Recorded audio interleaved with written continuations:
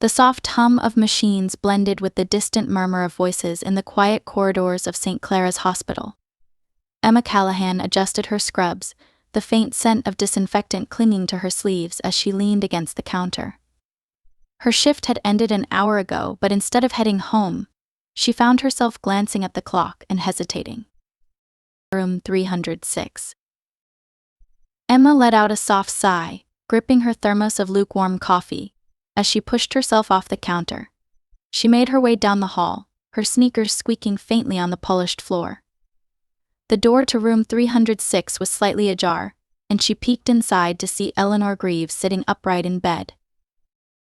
Eleanor's silver hair shimmered in the glow of the bedside lamp, neatly combed and tucked behind her ears.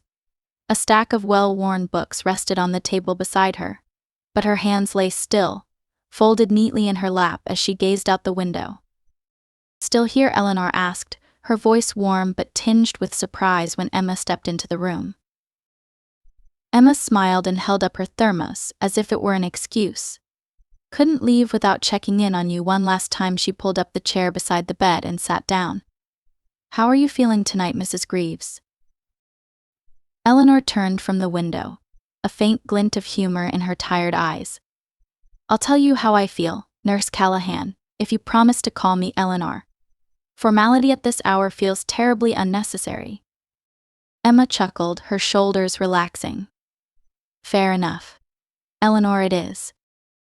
"You must have a family waiting for you," Eleanor said, her gaze softening as she studied Emma. Emma hesitated, her smile faltering briefly.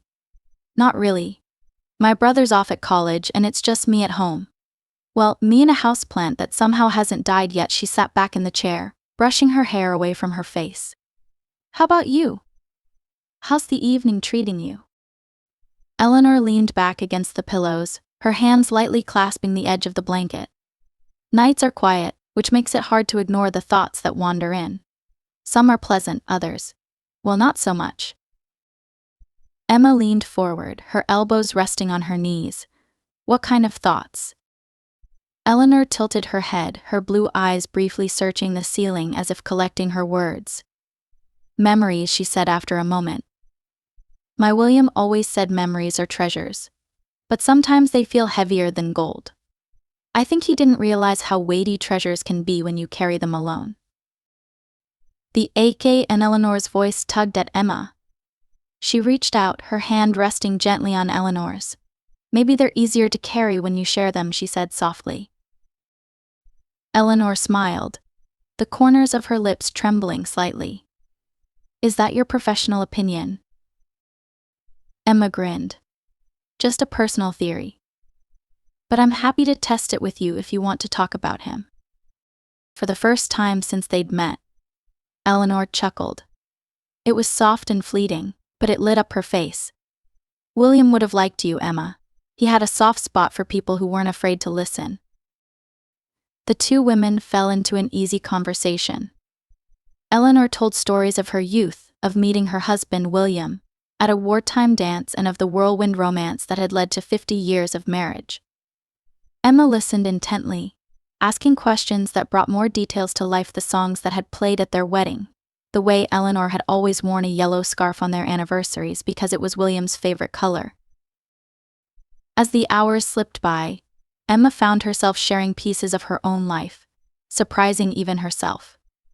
She spoke of her brother Jake, how she had taken on extra shifts to help pay for his tuition, and of her dream of traveling someday, though she hadn't figured out how to make it happen. "You're a remarkable young woman," Eleanor said, her voice soft but steady.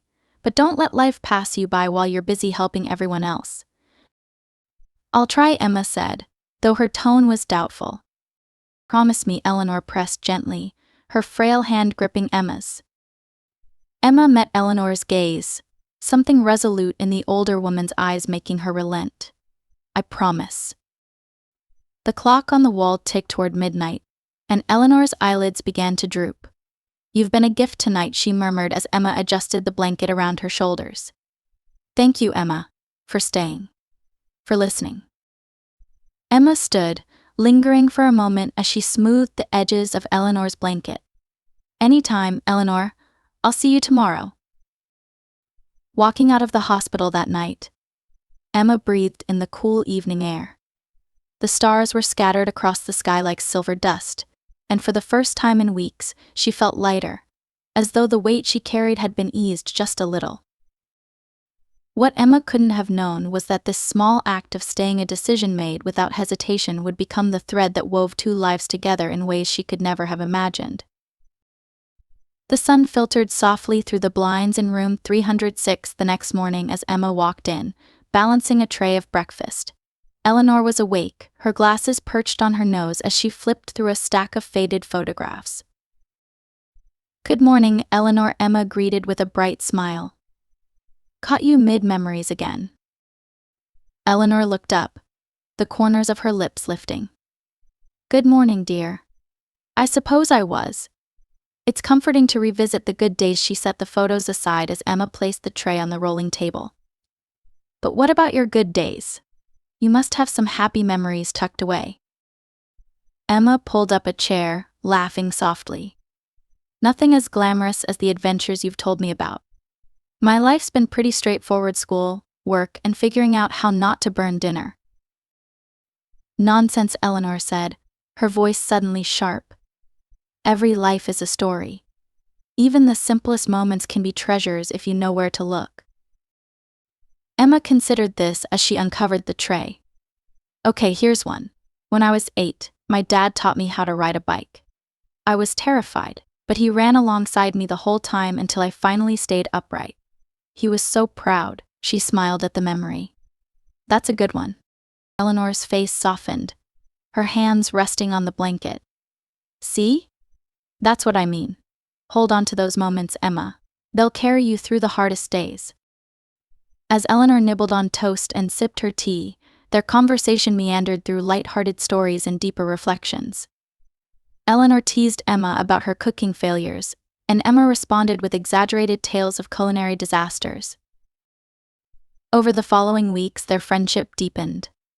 Emma found herself looking forward to her shifts, not just to fulfill her duties, but to hear Eleanor's stories and share her own. She began bringing small tokens: a crossword puzzle book, fresh flowers from a street vendor, or a box of chocolates Eleanor had mentioned liking.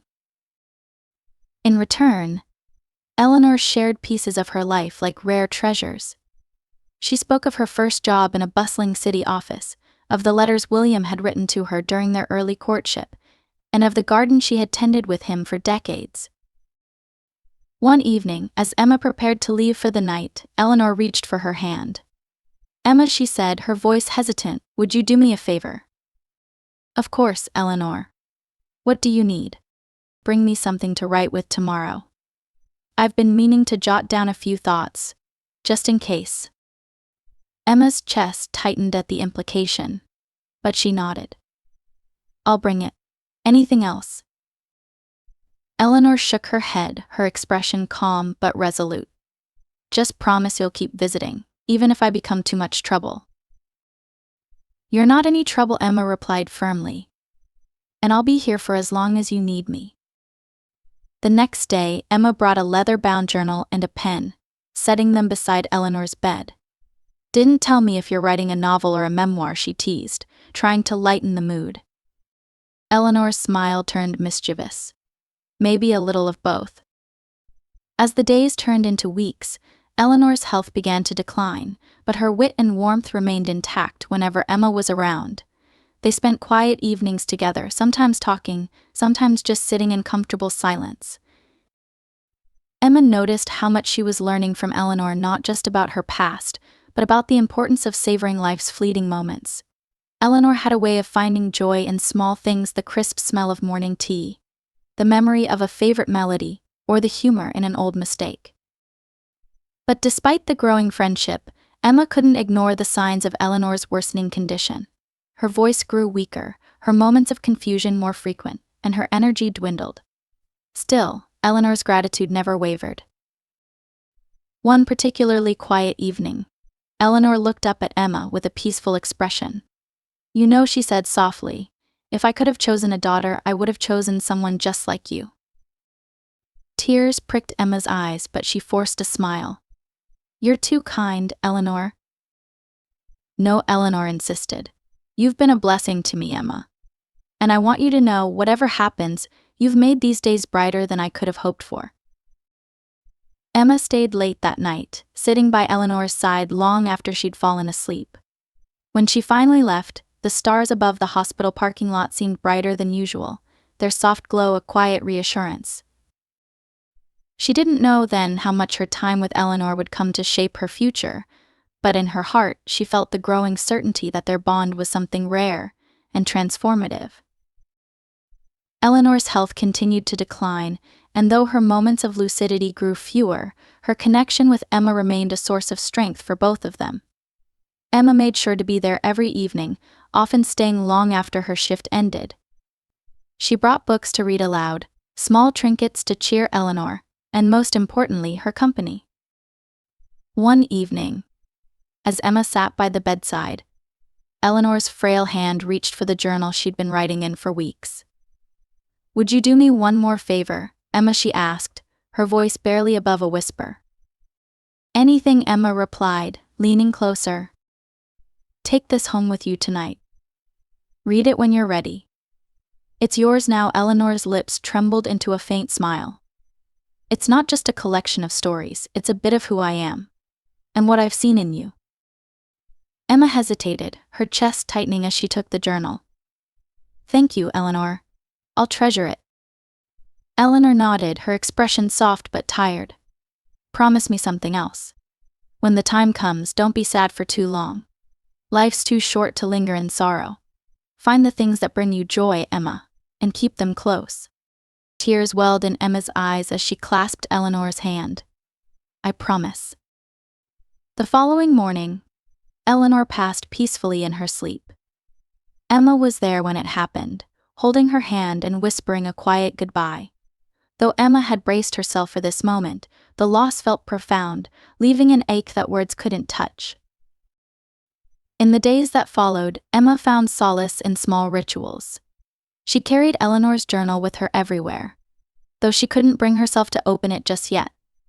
She filled her apartment with fresh flowers, white lilies, Eleanor's favorite, and kept a candle burning on her small kitchen table. A week later, Emma received a letter at work. It was from a law firm she didn't recognize. Confused but curious, she opened it to find a formal notice requesting her presence at the reading of Eleanor's will. When the day arrived, Emma found herself in a quiet, wood-paneled office. A man in a tailored suit greeted her warmly. "You must be Emma Callahan," he said, extending a hand. "I'm David Langston, Mrs. Greaves's attorney." Emma shook his hand, nerves fluttering in her chest. "I don't understand why I'm here." David gestured for her to sit. "Mrs. Greaves thought very highly of you. She often spoke of how much you meant to her. She's left you something in her will." Emma's breath caught. "Left me something? I didn't." David raised a reassuring hand. "It's all in her wishes. She wanted to thank you in her own way." As David explained the details, Emma listened in stunned silence. Eleanor had left her $25,000, along with a handwritten letter enclosed with the legal documents. Shaking, Emma opened the letter. "Dearest Emma." It read, "You gave me the greatest gift anyone could, your time, your kindness, and your heart. This small token is my way of helping you the way you helped me. Use it to lighten your burdens, pursue your dreams, or simply find joy. But remember, you are capable of so much more than you see in yourself. Keep being the remarkable person you are. With love and gratitude, Eleanor." Tears streamed down Emma's face as she clutched the letter. "She didn't have to do this," she said, her voice trembling. David's expression softened. "She wanted to. She believed in repaying kindness with kindness." Emma nodded, wiping her tears. "I didn't do it for anything in return. I cared about her." "And she cared about you," David said gently. In the days that followed, Emma used the money to pay off her student loans and support Jake's tuition. She also set aside a portion for something Eleanor had always encouraged her to do: take time for herself. One evening, as Emma sat in her small apartment, she finally opened Eleanor's journal. The pages were filled with stories, reflections, and advice, written in Eleanor's elegant script. One entry stood out. Kindness is a circle that grows larger with every act. Emma, you've already begun the circle. Never stop. Emma closed the journal, her heart swelling with both grief and gratitude. Eleanor's words had given her more than financial relief, they had given her a renewed sense of purpose. Though Eleanor was gone, her kindness continued to ripple outward, shaping Emma's life in ways she was only beginning to understand. The weeks following Eleanor's passing felt like a mixture of grief and quiet resolution for Emma. The weight of the loss lingered, but so did the warmth of Eleanor's memory. Every time Emma glanced at the journal on her nightstand or reread the letter Eleanor had left her, she felt an unexpected strength blooming in her chest. One day, Emma received an unexpected call at work. "Miss Callahan," the voice said warmly. "This is David Langston." "David?" Emma asked, startled. "Is something wrong?" "No, nothing like that," David replied quickly. "I was just calling to check in. After the will reading, I couldn't stop thinking about how often Mrs. Greaves mentioned you. She always spoke so highly of you, and I thought, well, perhaps you'd like to meet for coffee and share a few stories about her." Emma hesitated, surprised by the offer but touched by its sincerity. "That sounds nice," she said after a moment. "I'd like that." They met a few days later at a small cafe not far from the hospital. David was already seated when Emma arrived, his expression lighting up when he saw her. "Emma," he greeted warmly, standing to pull out a chair for her. "David," she replied, smiling as she took the seat. "Thank you for inviting me. It's nice to get a break from the hospital for once." Their conversation began with shared reflections on Eleanor. David shared his perspective as her lawyer, recounting stories of her meticulous attention to detail and the humor she brought even to legal proceedings. "She was always clear about her wishes," David said with a chuckle. "But she'd slip in little jokes here and there, just to see if I was paying attention." Emma laughed, picturing Eleanor's sly smile. "That sounds like her. She had this way of making you feel like you were in on some grand secret." As the conversation flowed, Emma found herself opening up about her time with Eleanor, the bond they'd formed, and how much she'd learned from her. David listened intently, nodding and occasionally smiling as if he could picture every moment she described. "You know," David said after a while, "I think she had more wisdom in her little finger than most people accumulate in a lifetime. And she passed a lot of that on to you."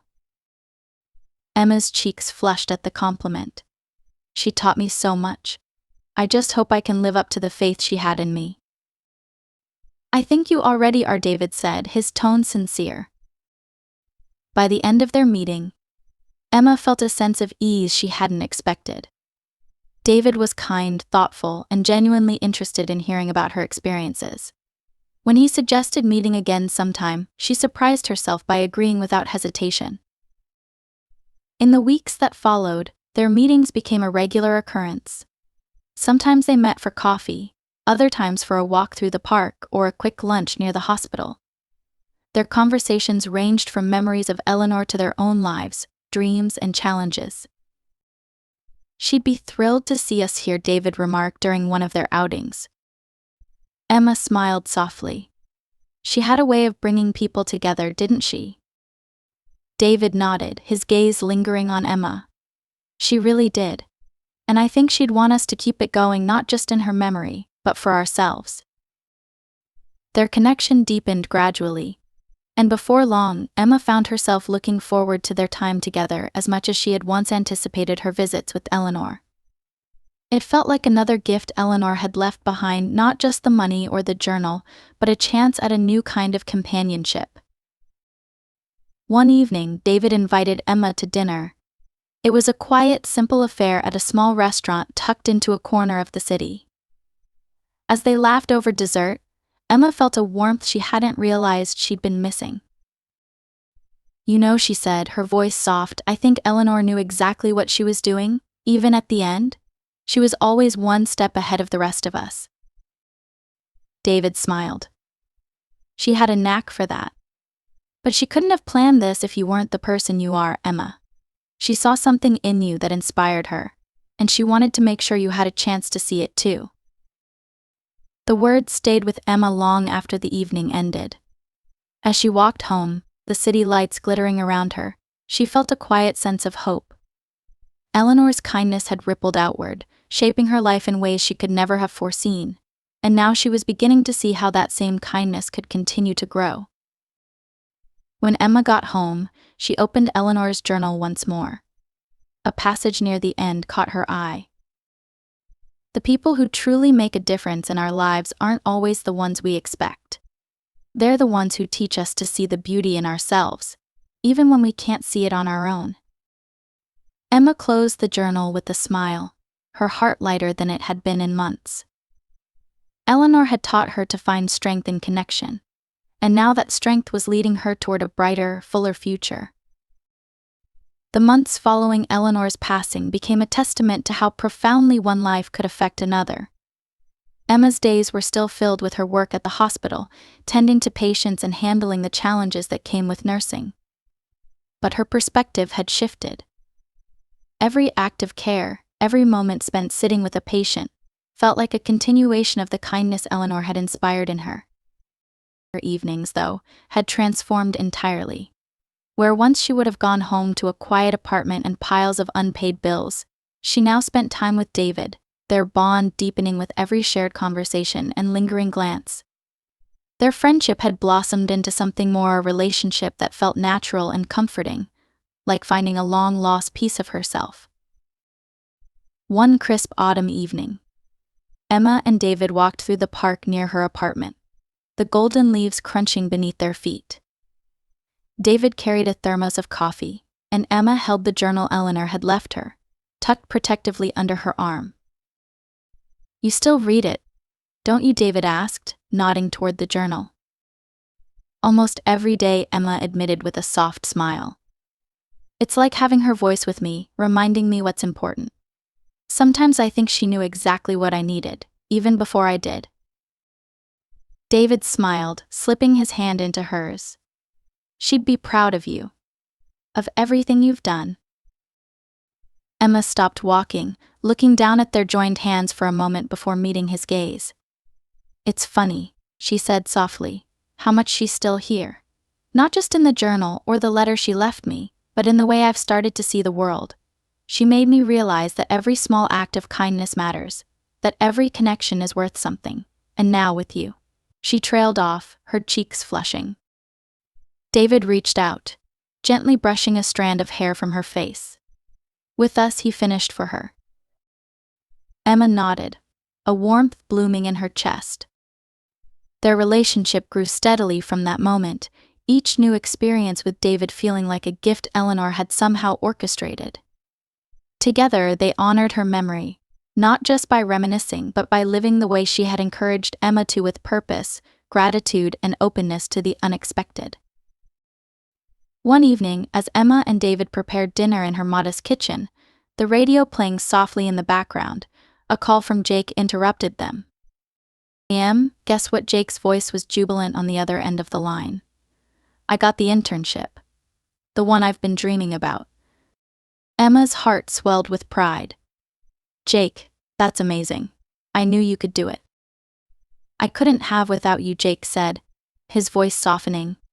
"You've done so much for me, and I want to make you proud."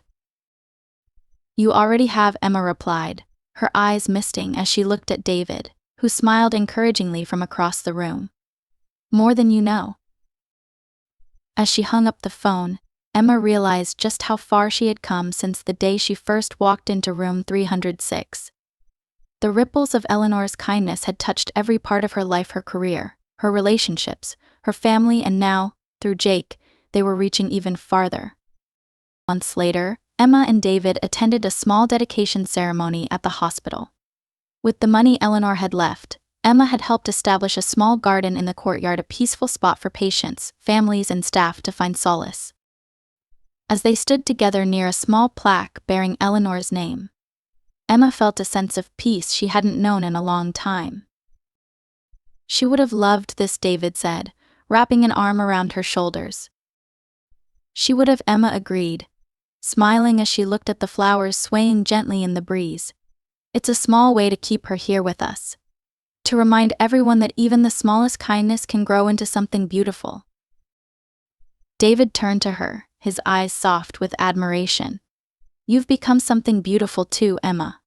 Eleanor saw it, and now the rest of the world does too. Emma leaned into him, her heart full.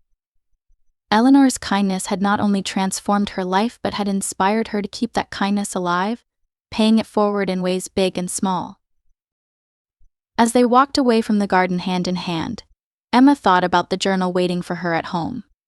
She didn't need to read it every day anymore, its lessons were already etched into her heart. But she knew it would always be there, a reminder of the friendship that had changed her life forever and of the power of kindness to heal, to connect, and to inspire.